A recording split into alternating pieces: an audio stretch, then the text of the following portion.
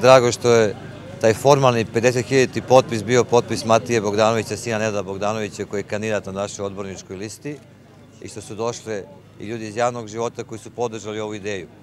Također mi je drago i posebno značajno da taj potpis smo skupili baš u Zemunu. Ono što možda zvuči paradoksalno, ali pre 150 godina je Zemun bio deo Evrope, a ono što je danas Beograd sa Novim Beogradom i svim ostalim opštinama nije bio tada prava Evropa. Danas, 150 godina kasnije, najevropskiji grad u Srbiji je Novi Beograd i taj deo, a Zemun danas, nažalost, ne izgleda kao neko ili kao nešto što je deo te Evrope. Naša ideja je da ceo Beograd, bio to Surčin, Grocka, Barajevo, Vračar, Stari grad, Novi Beograd bude zaista deo Evrope. Kad to kažem, onda mislim kako će izgledati škole, kako će izgledati obdaništa, kako će izgledati ulice.